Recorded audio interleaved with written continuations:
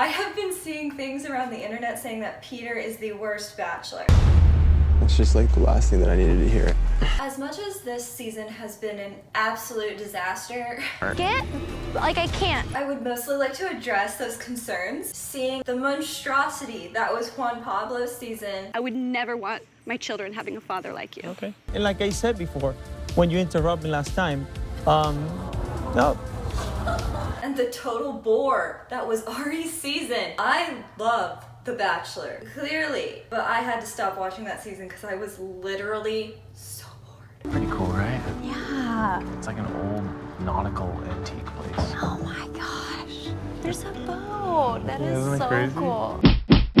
Welcome, friends. Today we'll be discussing episode 7 of Peter's season of The Bachelor. The girls have made it to Peru. Peter's main concern at this point is that he is going to be falling in love with a girl that is not also falling in love with him. Peter shows up instead of a date card and says he really needs them to be honest about if they really see it at this stage. Madison gets a second one-on-one, and Natasha still hasn't had a one-on-one. And she's mostly like, I don't want to take him home if we don't have a one-on-one, which kind of makes total sense. When Peter and Madison meet up for the date, Peter's bandage is gone. The stitches are healed. He calls her Maddie, which I thought was really cute. And Madison makes sure that Peter is not doubting their relationship. After the talk he'd had with them earlier that day, Madison has to have a pretty intense conversation with Peter about like her faith and where she would hope that he is too. The long pause before his answer. Oof. And Peter says he has faith but struggles with it, and I feel like Madison was showing like disappointment, but then Peter says that he's definitely falling for her and things seem okay. So she gets the rose and Peter's gonna go meet Madison's family. They're both so happy, it's just really cute. Natasha finally gets a one-on-one. They go like shopping and Peter even says how fun she is. So I was like, is Natasha like coming out of the shadows like and is gonna be a front runner? Like they seem to get along so well. And Natasha tells Peter that she has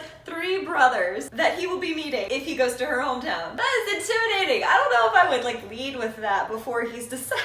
Peter tells Natasha that like throughout the whole process he's really appreciated how honest she is, and it's true. She has called him out more than anyone else on the season. Literally, my ankle is still sore. My knee is still sore.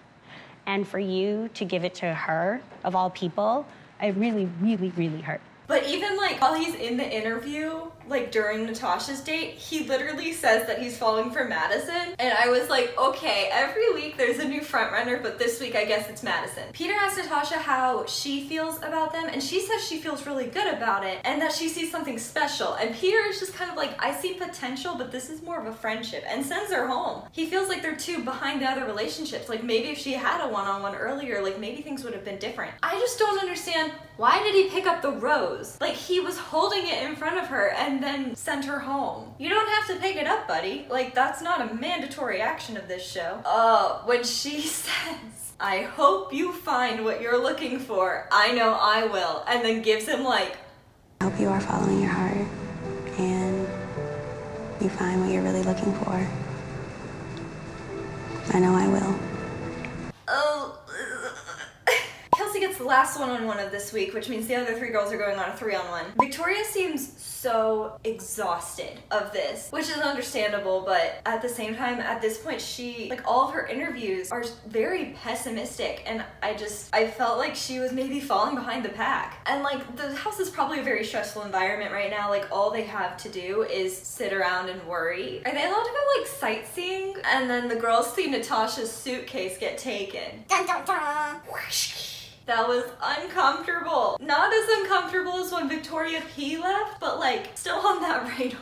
When she's doing the interview, like she doesn't look at all happy. Like she's scared she's going home. I am slowly warming up to Kelsey after like actively rooting against her for over half of a season. Peter makes her run up a mountain on their date. I'm sorry, what? The amount that they're both out of breath. And Peter's just like laying down on the grass. He's like, I want to do more of this type of stuff for the rest of my life, but I should probably get more in shape. Shouldn't we all? They kind of talk about what they picture their future families to look like, and Kelsey kind of reveals pretty sensitive information about the relationship that she has with her dad, and she's really vulnerable with Peter about that. And she's like, I haven't told my mom. She hasn't told her mother that she has a relationship with her father, which the reasoning does make sense, but also like this is gonna be aired on television, so like there's gonna be a really short amount of time now that she has to tell her mom before her mom sees this episode. I keep staring at Peter's scar and I just like can't help it. And Kelsey also just really is vulnerable about wanting this relationship with Peter. And like it's true what the other girls are saying about her back at the house is that like both she and Peter are like hopeless romantics. Their emotional connection is really strong because they're both very emotional people. Kelsey gets the rose, so Peter will be meeting Kelsey's family. The last date card comes and it is for Hannah and Victoria and Kelly. And it just says tomorrow won't be easy. Who's writing these cards? They're so ominous this season. And like, I didn't really have very strong feelings about Kelly before this episode, but she's being so annoying. She calls Victoria and Hannah Ann children. She's really like not that much older than them. And she says it's an easy decision. Hannah Ann's a child, Victoria's a hot mess, and she's an attorney. Like she literally says the words, I'm an attorney. What are they? Just look at me. I'm an attorney. That's so rude. And she literally says, I kind of want to throw the two of you in front of buses right now. On a scale of lawful good to chaotic evil, Kelly is chaotic evil right now, for sure. Kelly is way too overconfident coming into this, and that just doesn't bode well. Hannah Ann gives Peter the cutest list of all the reasons she loves him, and she says, like, it's so nice to not have to try to be perfect around someone. It's so adorable. Kelly is laughing as Victoria F is having breakdown number 6000, and Victoria F is like, I'm already pissed off at this situation and it's not fun to be with me right now. I was like, oh no, like this is not gonna go well. Like Kelly's gonna get the rose because Victoria F is losing it. Kelly and Peter's conversation doesn't go fantastic because Peter kind of feels like she's just there for fun and she keeps saying that, and Kelly's like, you need to loosen up and have fun, which partially true. But because Kelly is chaotic evil, we're not listening to her. Peter's really confused with this conversation with Victoria, and honestly I am too. She comes out swinging. Like, is this really what you want to spend our time talking about when he brings up like their last date and all their doubts? And she says that he's always in a mood around her because he's trying not to scare you away. Like they have a real couple fight because Peter's like, okay,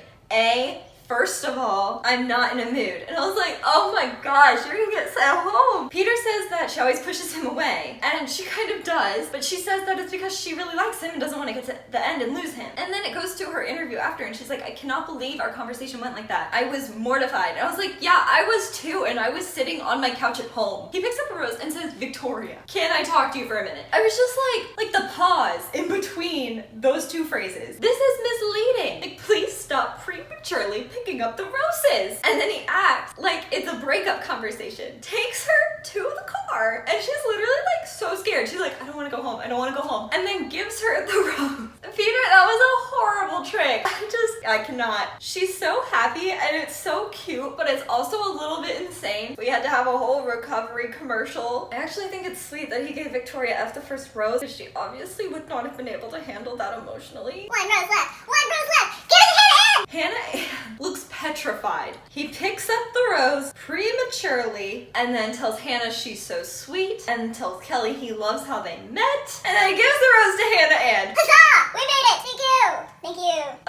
Kelly. And oop. And then as soon as Peter leaves to take Kelly to the car, Hannah Ann loses it. I think she had a stress breakdown. Peter says, like, if he's honest, he was just kind of holding on to how they met and like this idea of fate. And Kelly's just like, you have some things you need to figure out. That's not exactly the nicest way to leave, but also like, I mean, it's objectively true because he has 4 girlfriends. All 4 of those girls are very nice, kind, sweet people, but it obviously looks like there's gonna be more drama this season, so like, we'll see. Whoa, the preview. It looks like Victoria F ends things. Who did he sleep with? Oh no! The famous clip of Peter's mom just sobbing and saying don't let her go is played yet again for the millionth time. Don't let her go. Don't let her go. Bring her home to us. I'm sure she loves that. The clip of Peter trying to explain to this Peruvian man that he has 3 girlfriends, and the man is so confused. It is hilarious. Oh, I love it. How do you feel about Kelly being sent home now that it's been revealed that she was actually like pretty mean? How's everyone's stress levels? Things are about to get interesting. My name's Caitlin. Thanks for watching. Bye.